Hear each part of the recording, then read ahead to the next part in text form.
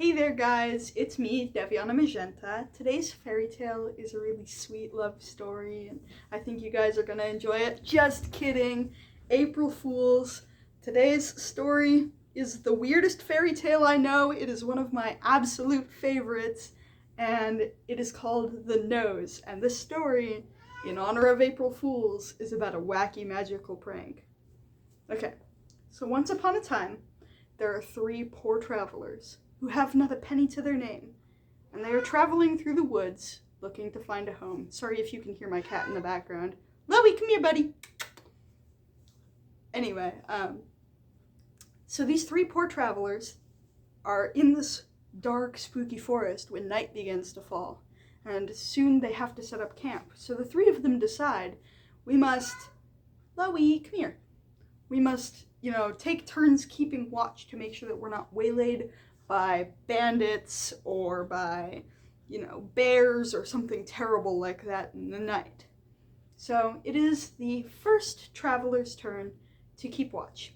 And as he's keeping watch, he spies a little old man peeping at him out of the woods from behind a tree. And he says, "Little old man, come here. You look so cold. Come sit by the fire with me. I do not have much, but I will share with you my blanket." And so he shares the blanket with the little old man, who warms himself by the fire. And the little man says, "You are a good leader to your compatriots. You take care of those around you. These are inspiring traits. Because you have helped me, I have for you this present." And he hands him a magical trumpet. And he says, "When you blow this trumpet, people will come from all around to help you." And just as the traveler was turning to thank the little old man, he realized that he had vanished into the darkness. Now, the second traveler was up keeping watch, and as he was sitting there, he saw a little old man peeping at him out of the woods, and he said, "Little old man, you look so hungry. I don't have much to eat, but what I do have, I will share it with you." And so he shared his food with the little man, giving him the bigger portion of it, and the little old man sat and ate his fill. And when his belly was full and the food was all gone, he said to the traveler, "Thank you so much. You are a generous soul who gives what you have to better the lives of those around you. Because you are such a generous person, I have for you this magical gift." And he hands him a purse and he says, "This magic purse has endless money in it. No matter how much wealth you take out, there will always be more. May you use it for the betterment of those around you." And as the traveler turned to thank the little old man, he found that he had disappeared into the darkness. Now came the third traveler's turn to keep watch. And as he was sitting awake while his two friends were sleeping, he too spied a little old man peeping at him out of the woods, and he said, "Little old man, come, you look so lonely, and I am too. Sit with me by the fire and we will talk about our dreams." And the little old man came and sat with the third traveler, and they talked about what they wished the world could be like if it were an ideal place. And when they had finished speaking, the little old man stood up and he thanked the third traveler, and he said, "My friend, you are a dreamer. You have beautiful desires for what the world could be. Because you have such a good heart, I have for you this magical present." And he handed him a magic cloak, and he said, "When you put this cloak on, whatever you wish for will come true. Use it wisely and carefully." Come here, buddy. Or not.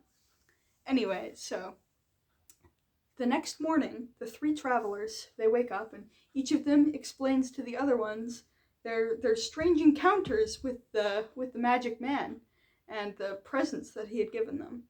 And as they continued on through the forest, they came to a wide, open green valley. And they said to themselves, "This would be the perfect spot for a beautiful little kingdom, wouldn't it?" So the third traveler put on his magic cloak and wished really hard, and soon there was a sprawling town and a beautiful castle with a wall and a garden, perfectly defensible, beautiful place to live in. The first traveler took his magic trumpet and blew it, and people came from all around to come and live in their little village. And the three of them ruled as kings, generously and kindly, and the second traveler used his magic purse to make sure that nobody was ever hungry in their town. Now, in the neighboring kingdom, there reigned a wicked princess with magical powers.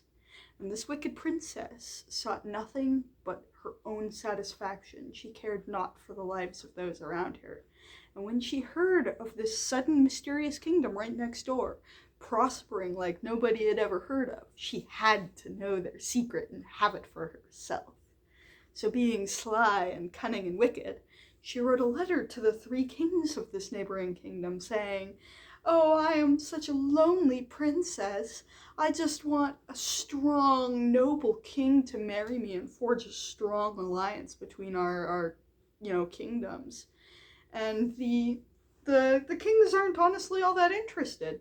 They have a good thing going over there. They don't really need a strong political alliance and a loveless marriage. But the second traveler, the generous one with the magic purse, when he reads the note, he thinks, well, maybe she's just lonely, and we could still forge a alliance. Not that we necessarily need one, but it might be useful in the future. So I'm going to go and, form an alliance with her. Come here, buddy. Sorry about him. He's being weird today. Come here. Come here.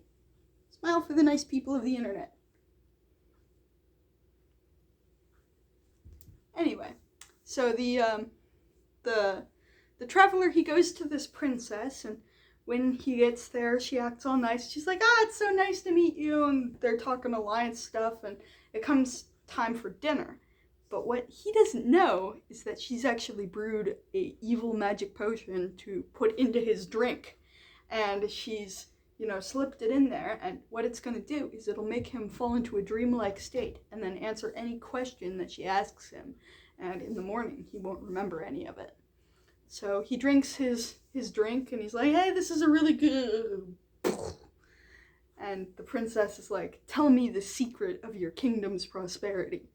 And he tells her of the 3 magical gifts that they have kept a secret, and she notices that he's got one of them on him. He has his magic purse right now. So she steals it, and while he is unconscious, she makes a perfect replica of it, only this one doesn't have endless money. And in the morning he wakes up with his head hurting, and he just thinks, I must have had too much to drink. And he takes what he thinks is his magic purse and goes home. But when he gets home, he realizes that this isn't his purse after all, because you see, it's run out of money. And the travelers are like, that dastardly princess, she tricked you. And he's feeling really gullible. He's like, I'm so stupid. None of this would have happened if I had just, not gone to see her in the first place. But the third traveler, the one with the wishing cloak, is like, don't worry, friend. Don't beat yourself up. We all make mistakes. I'll go and get it for you right now. And he puts on his magic wishing cloak and wishes really hard that he was in the princess's court. And when he appears before her, she's sitting in a giant pile of money, like shaking more of it out of the magic purse, like laughing and counting her coins, maniacally, like you do. And he's like, give us back the magic purse you stole. But the princess is cunning and crafty, and she jumps up and pretends to be very afraid, and she says, help, help, assassins, assassins!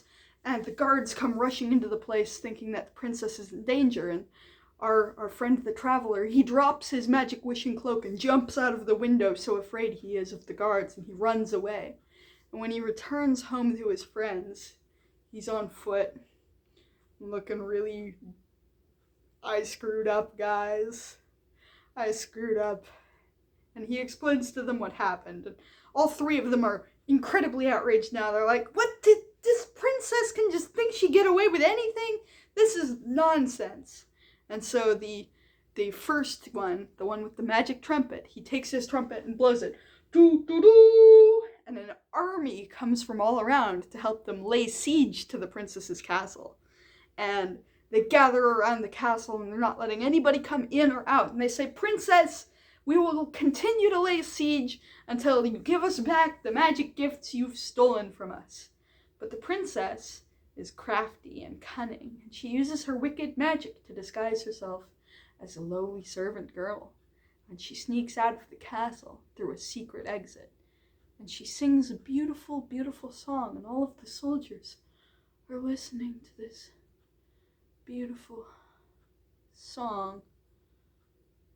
And then they all fall deep into a deep sleep, and while they are sleeping, the princess sneaks into the tent of the 3 kings, and she steals the magic trumpet. And when she goes back inside of her castle with this magic trumpet, the spell is broken. All of the soldiers get up and leave. And now our 3 traveler friends are as poor and as penniless as they were before. Our second traveler, he's of course blaming himself for this whole thing. He was too generous and he fell for the princess's, lies, hook, line, and sinker. And he's beating himself up and he's like, you guys, I'm no good, I'm bad luck, I'm a terrible friend. And his friends are like, no. But he goes off by himself and refuses to let them come with him. And he goes back into the woods where they were before. His 2 friends journey through the same woods by a different way. As he's walking through the woods, he smells a sweet, tasty smell on the air. And just so you guys know, I'm going to take a quick pause for a second. The code word for today's April art giveaway is sniff. So if you type what you think of this video, the word sniff, and then your nickname in my Discord, you'll be entered for a chance to win a free art giveaway at the end of April. So as our traveler is walking, he smells these sweet smell on the air, and he follows it to a beautiful little clearing. And in this clearing, there's an apple tree right in the very center, and it's this big, beautiful apple tree with roots that branch upwards, and it's got these huge red apples on it. I mean, big apples, like the size of your head big. And they're beautiful and ruby red, and they smell so sweet. You can practically see them dripping with juice. And this man can't help but reach up and pick one of these beautiful apples and take a great, big, satisfying crunch of it. And it's tasty and crunchy and sweet. The juice runs all down his chin. As he's sitting there chewing this apple, his nose begins to itch. So he swallows his bite and then reaches up to scratch it. But when he does, he finds that his nose has grown down to his chin, and then down to his breast, and then down to his knees and his feet, and it goes snaking away across the forest floor until he can't even see it anymore. And this guy is just like, because, what? And as his 2 friends are walking along by a different path, one of them stumbles over something and almost falls down. They turn and look and go, what did I just trip over? And the other one says, what? I think this is a nose? And the 2 of them just look at each other like, what? Because none of them have ever seen such a nose. And the 2 of them are so curious that they decide that they must follow the nose back to its owner. So they're following this nose as it goes along through the trees, winding back and forth over hill and under dale. And eventually they come to this clearing where they find their friend sitting under this apple tree like, and they're like, what happened? And he goes, I don't know, I was just sitting here and I took a bite of this apple and then this happened. I don't know what to do. And his 2 friends are like, well, we'll get you to a doctor and they'll cure your nose. So they start trying to bundle this nose up, but it's so big that the 3 of them can't carry it all. It's cumbersome and long. And so they're sitting there trying to figure out what to do when all of a sudden that same little old man from earlier appears out of the woods and he says, ha, my friends, you've got yourselves into quite a pickle, haven't you? And they go, what happened? And he goes, it's because of those magic apples you ate, silly. They're cursed. What you have to do is, see that moldy looking icky pear tree over there with all those nasty shriveled up looking little pears? And they go, yeah. And he says, well, you have to take a bite of one of those pears. So they bring their friend one of those pears and he takes a bite of it and chews it up and swallows it, and no sooner than he does, the nose goes back to normal. And so they turn to thank the little old man, but lo and behold, he's vanished again. Now where he went, but the first traveler, our leader, he has an idea, and he says, you guys, I've got a plan, a way to prank the princess and get our stuff back. So the first traveler, he disguises himself as a merchant, and he comes to the princess's castle with a great big basket of these apples. And he says, I have apples here. They are fit only for the finest of royalty, for you see, they are the best apples in all of the world. And the princess spies this big, beautiful basket of apples, and she has never seen apples like this. They smell so sweet, they look so big and ripe and juicy and red. She can't help but buy them, and she buys the entire basket and locks herself alone in her room because the princess doesn't share. Oh no, she never shares. And when she's sitting there eating these apples, they're so sweet and tasty that she eats the entire basket. And no sooner than she finished when her nose began to itch. And as she reached up to scratch it, she found it had grown down to her breast, and then to her stomach, and then her knees and her feet, and it went snaking away across the palace floor, out the window, down through the moat and back out the other side, away through the palace gardens, on through town, and all the way into the neighboring kingdom. And the princess is incredibly distraught, because she's a very vain creature and values her beauty above almost anything else. And her nose is like this. It can't be like this. It's too ugly. So she sends out a communique to all of the messengers in her kingdom to go and find every single doctor, every medicine man, every magician, every sage, every wise man, and bring them all to her to have her nose cured. But none of these people can, and so she sends out an urgent bulletin saying, please, anyone who can cure my nose will have my whole kingdom and my hand in marriage. And all sorts of people come this time, random people with, their bogus home remedies, like, hey, my mom makes really good chicken soup, and none of it works on her nose. And the princess is incredibly distressed. How can this be happening to me? What have I done to deserve this? When the second traveler comes along disguised as a doctor, and he has a little pill made out of a piece of the pear. And when he gives it to the princess, she takes it, and lo and behold, her messengers report that her nose has gotten shorter. So she orders this doctor to come back the next day with more medicine. And our doctor friend comes back the next day, but instead of more pear, this time the pill is made out of more apple. And when the princess takes it, her nose becomes even longer than it was before. And now the princess is incredibly distressed. She flies into a fit of rage and she says, how dare you? You've made my nose worse than it was before. I will have you beheaded for this. But the doctor, our traveler friend, he goes, no, you see, my magic works based on the integrity of my patient's heart. If it's not working for you, that means that you have stolen goods about you, and you must return them all before my medicine will work. And the princess is incredibly distraught because she has stolen so much in her lifetime that there would be no way for her to return it all. But then, our third traveler shows up, and he's disguised as a messenger, and he says, oh, princess, I am the fleet-footed messenger, fastest and smartest messenger in all of the land. I use my powerful magic to deliver things instantly. I can find anybody, anywhere to deliver any message. There is no task too great or too small for me. And I am looking to be hired on by royalty. And the princess goes, that's perfect, that's it. And she hires him, and she says, I have all of these goods that I've stolen, and I don't know how to return them all. I don't even know most of the people who I've stolen them from. But our third traveler, he knows what to do. He picks through the pile of stolen stuff until he finds his magic wishing cloak, which the princess had totally forgotten about.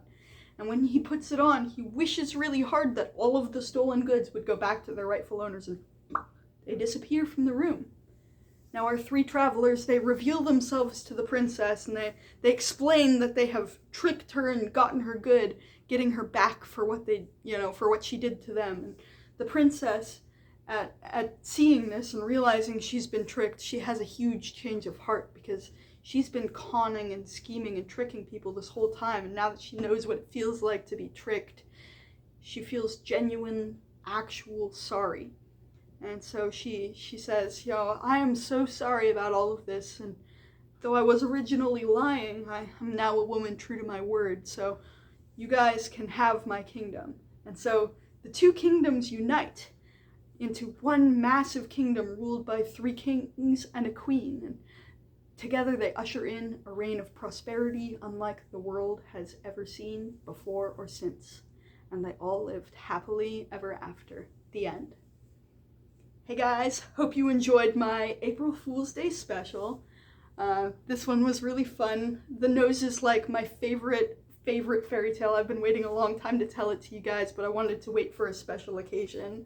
So yeah, hope you enjoyed. Again, if you want to enter for the April art giveaway that I'm doing, the code word is SNIFF, SNIFF. So comment what you thought of the video, the word sniff, and then your nickname in my Discord, and that'll enter you for a chance to win.